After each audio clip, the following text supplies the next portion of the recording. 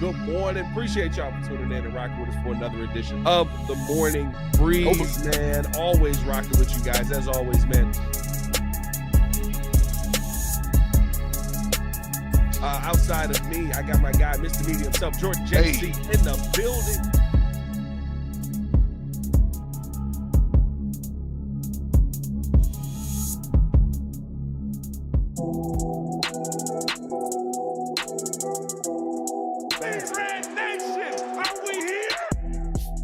Well, that was certainly an interesting weekend, was it not? Breeze Nation, what is good? It's your boy Pat the Designer back at it again.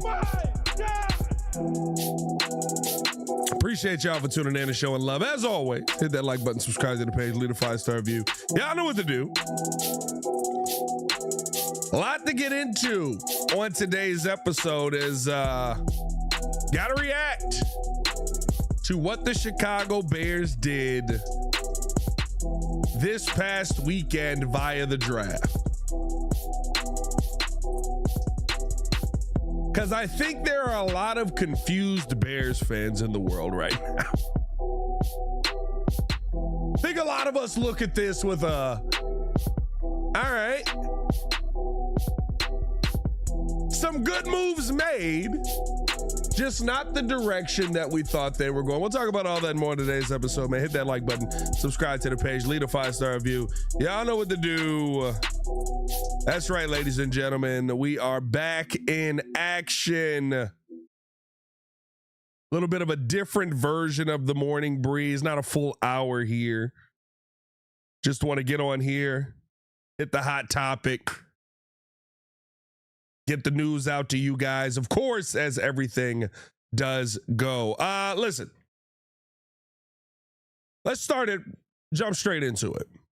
Hit that like button, subscribe to the page, leave a 5-star review. Y'all know what to do.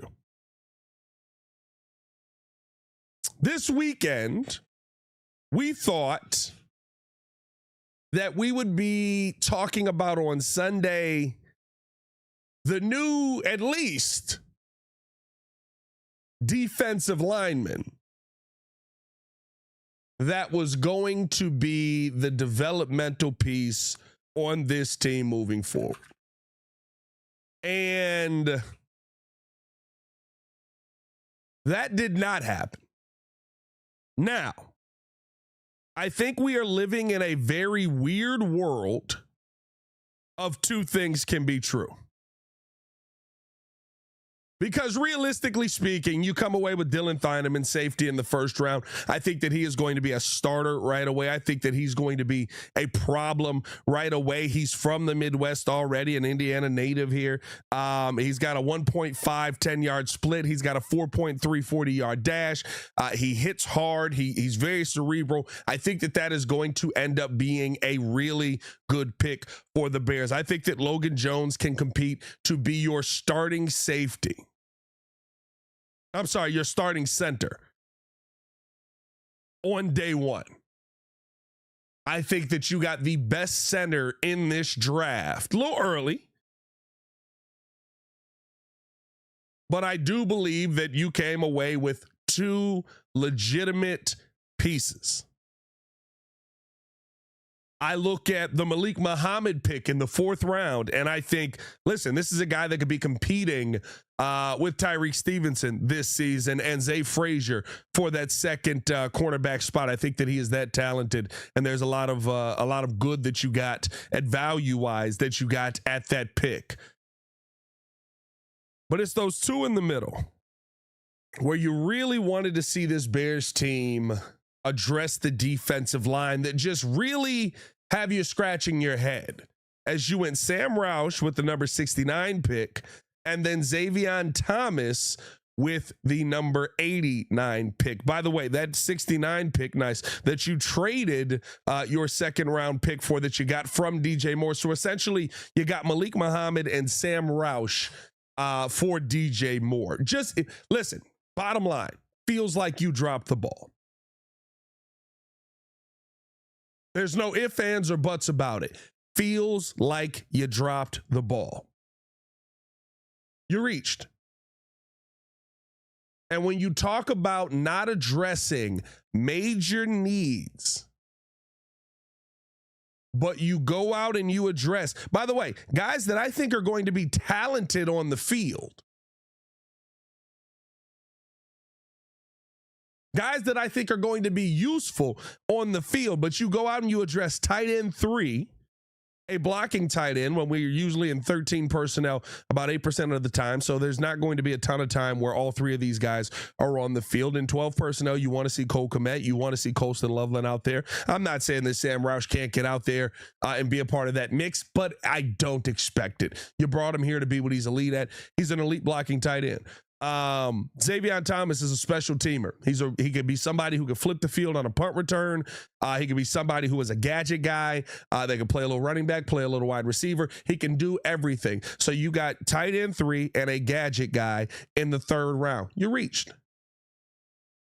And you didn't address what everyone can see is the glaring need on this team. That does not mean that Sam Roush and Xavier Thomas aren't going to be useful to Ben Johnson in this offense. What it does mean is this feels very similar to what we saw when I was banging the table, begging the Chicago Bears to address the center position the year that the Bears got that Caleb Williams got there.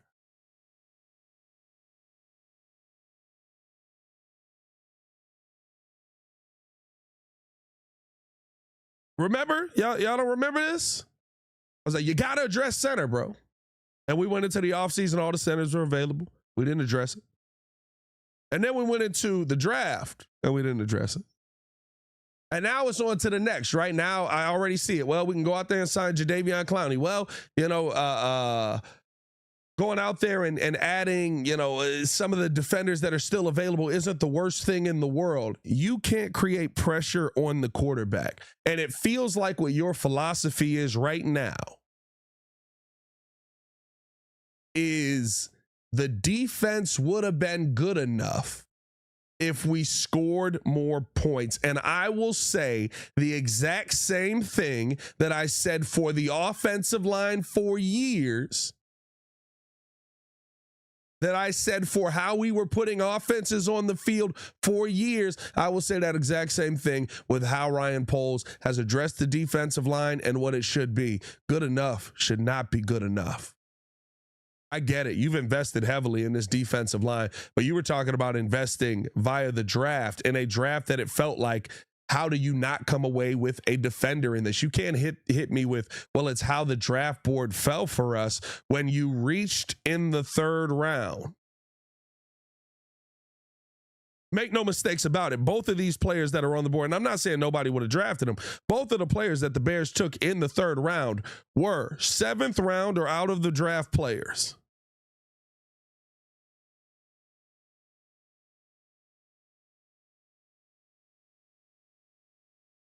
That's the bottom line. Doesn't mean they won't have an impact on this team.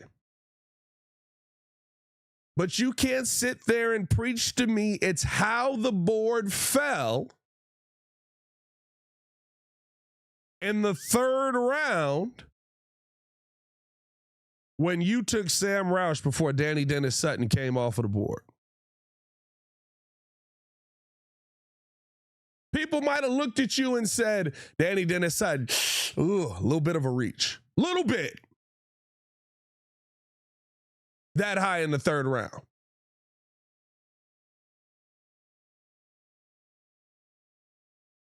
But they wouldn't have looked and said, that guy might not have got drafted.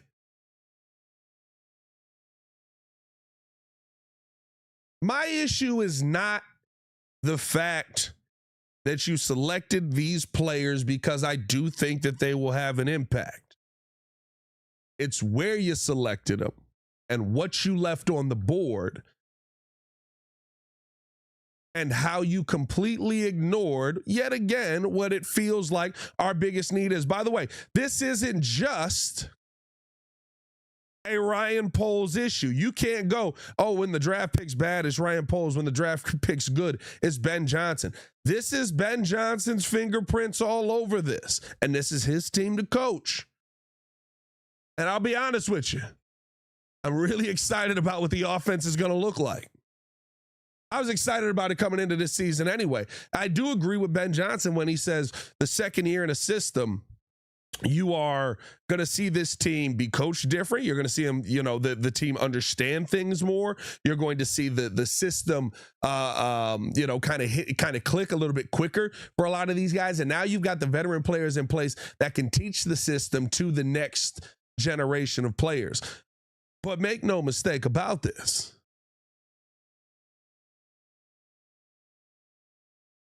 While the offense is going to be very fun, you can't sit there and tell me that just off of hope and wish and work, that all of a sudden your defensive line is going to go from bottom of the NFL in pressuring the quarterback, bottom of the NFL in stopping the run, although Bears may be a little bit better in stopping the run realistically because of bringing in Devin Bush and Neville Gallimore. I think that's something that they specialize in, so I'm worried about that less. But how are you going to pressure the quarterback? We saw a quarterback, and this is not hyperbole. This is not me being extra here. We saw a quarterback stand in the pocket for 8 seconds last season, Brock Purdy. Go look at it.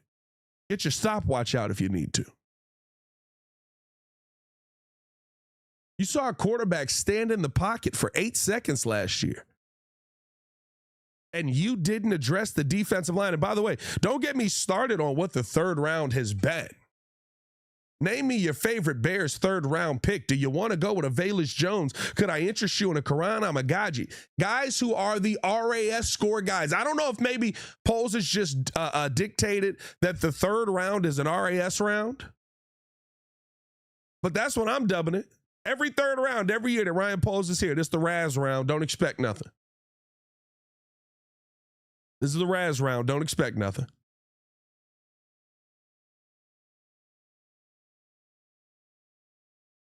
And I love Ralph's comment here. This is a very true statement, right? We don't know how this draft will turn out. All those edges might suck. They 100% might. Everybody at any point that went in this draft could suck.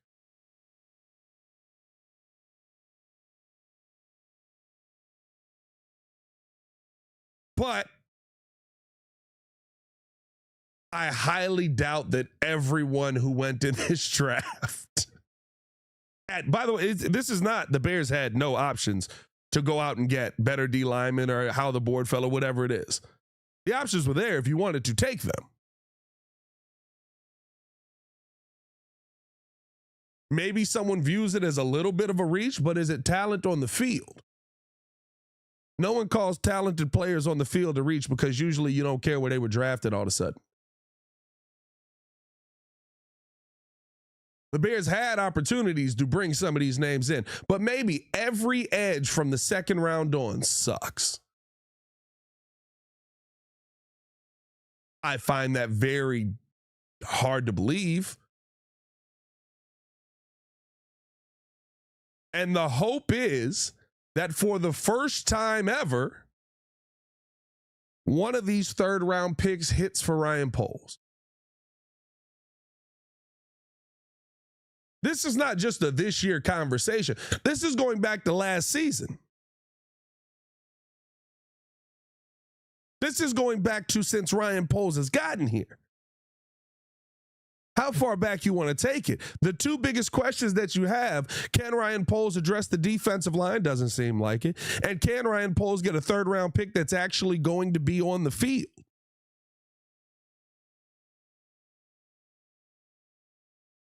The third round of the NFL draft is a complete, we're going to try and find our way back on the racetrack because somehow we ended up in the stands. That's how off track he is.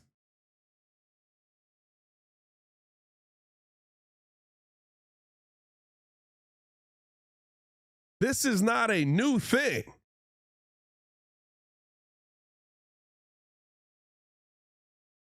And so for me, I look at the Bears coming out of this with no defensive linemen, no addressing it. And I say, look, this feels like yet again another blind spot that is going to have to be massively addressed, and he's going to have to hit the wall to see it. Now, what I will say is this. Again, the conversation is two things can be true. if the offense hits like we expected to as far as improvement, right? And Caleb Williams is a little bit more accurate and your wide receivers bring in the football at a higher clip, which you should expect them to do this season. It shouldn't be, oh, well, we hope that happens. No, that should be the expectation from every single Bears fan that is here right now, which you should expect them to do this upcoming season. Then yes, things are going to be made a lot easier on the defense, and a defense that took the football away. If you take advantage, I don't think the Bears will take the football away at the same clip, but if you take advantage of more of those turnovers, how many of those opportunities did we see the Bears let get by the wayside? Then yeah, there's a lot of these games that we're not sitting here talking about, oh God, how are the Bears going to figure this out? But when it comes to the playoffs, when it comes to winning a Super Bowl, what level defenses dominate every year?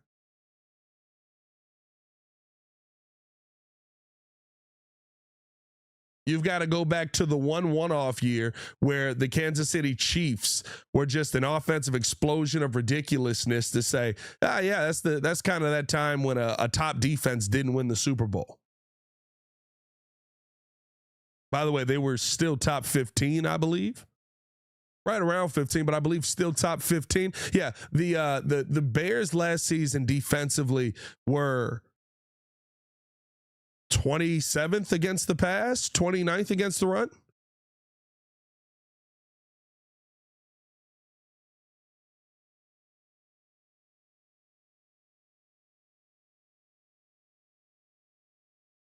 I love the fact that we're trying to build an elite offense. For the love of God, in Chicago, we've never seen it. I want to see what this Bears offense is going to be next season. But I also don't want to live in a world where we're sitting here talking about 28, 27 games every week. 35, 32 games every week. You don't win Super Bowls that way. It's fun. I think next season's going to be a heck of a lot of fun. But if you can't find a way, and maybe it is Austin Booker, and we haven't seen it. There is a conversation on that. Maybe it is Daniel Hardy. Maybe it is Montez Sweat has learned the system, and now he is a reawakened beast. Maybe it is Grady Jarrett and Javon Dexter are going to dominate that interior, and Shamar Turner is going to come back and be the monster that we said, but we haven't seen that. Maybe it is the Dials motivated as ever.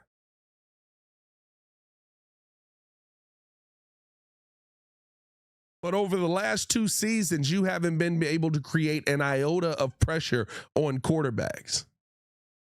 Over the last 3 seasons, realistically.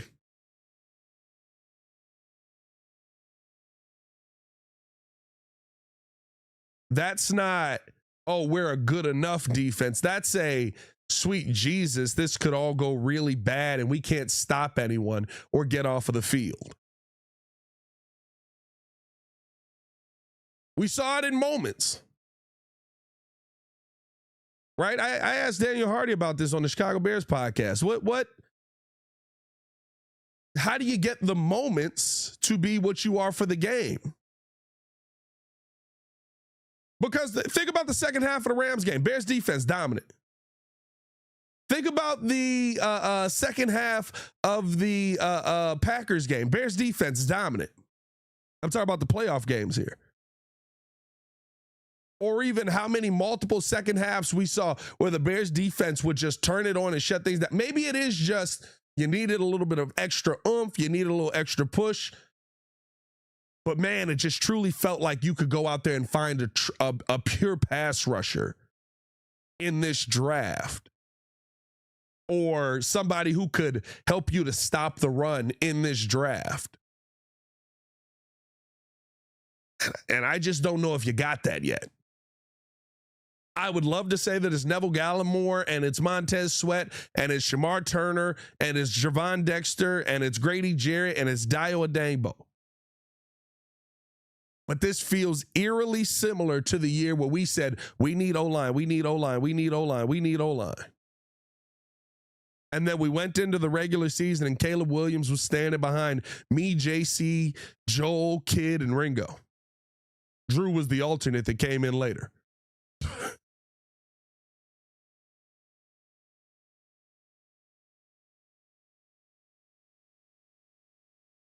It feels eerily similar to that. And I just don't believe that magically all of these guys are going to figure it out and it's just going to be we can pressure the quarterback at a high rate. Dennis Allen's defense works based off of pressure up front. You can play man and use that speed and cover guys because you're able to pressure the quarterback.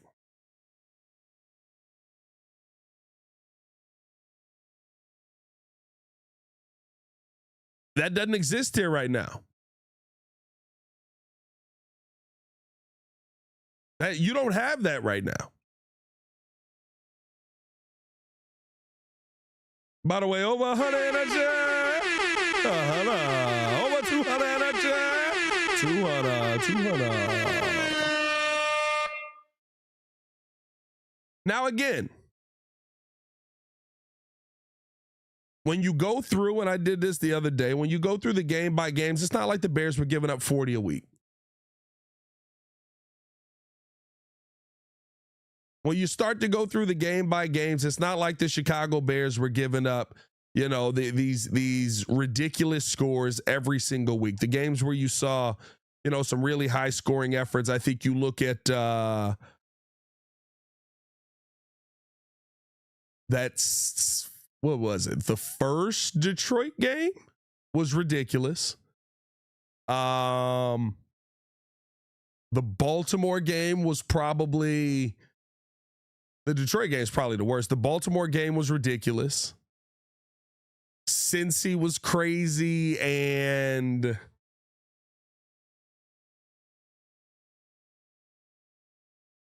San Fran, right? Those are the games.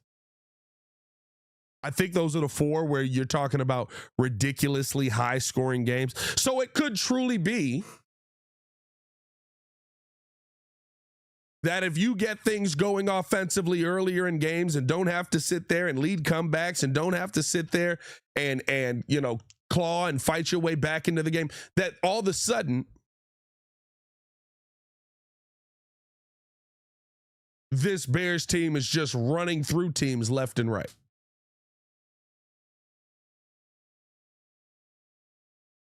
But I've never seen a defensive philosophy of we don't need the defensive line. And that's truly how it feels the Bears are approaching this.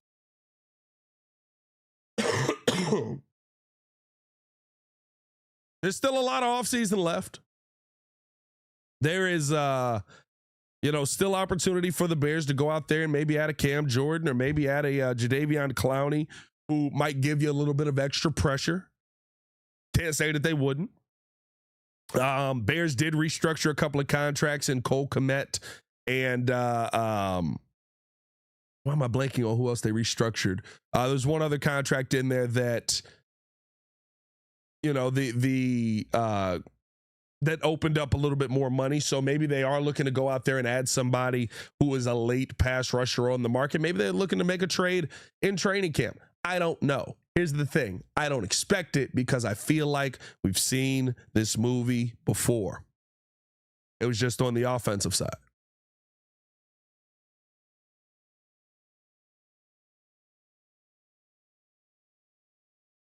Bottom line, if you're a Bears fan today and you feel like the world is ending and the Bears are going to be a 5-win team this season, you're probably an idiot. You're coming off of an 11-win season. You played incredibly well. Pretty clearly, if the offense improves in a lot of these games, we're not having a lot of these conversations. But man, it feels like you're going back to relying on good enough is good enough on the defensive side now. And it's just not what I expected from this team coming out of a draft where it felt like you had all the options available to you. Coming out of a draft where it felt like, and by the way, like again, Thieneman, I got to flip my brain with that. Dylan Thieneman, heck of a pick at 25. You have to do that. BPA. Logan Jones, maybe a little early, but an answer for you, and I'd still throw heck of a pick out there.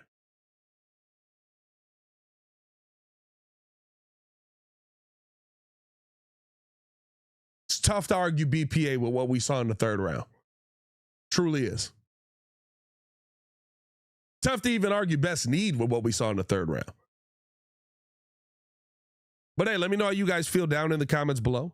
Appreciate y'all for tuning. Jonah Jackson, shout out to you guys who just commented that in there with the restructure that the Bears did. Shout out to Ernesto and somebody else just said it. Darius in there as well. Shout out to you guys. I say Ernesto Ernest. I made you Mexican on accident, bro. My fault. Or maybe you are. In that case, where's the O? Hey, man, appreciate y'all for tuning in to the show and love as always. Hit that like button, subscribe to the page, leave a 5-star review. Y'all know what to do. Let me know in the comments below. How do you feel? Do you feel like the Bears missed the mark on this one? Or do you look at this and say, let's see how the season plays out? Let's see. I think that the Bears still come out and they're an 11-win team and nothing changes and they go out there and they dominate versus a first place schedule because now they're able to put the points up and they're going to be better offensively early on. Let me know how you guys feel in the comments below, man. As always, it's your boy Pat the Designer back at it again. Y'all stay safe out there, Chicago. We'll keep you guys tapped in. Make sure you're tuned in with us tonight as the entire crew will be in the building as we react to the draft some more and talk about some of the great players that hopefully are coming here to Chicago. Better. One love. Peace.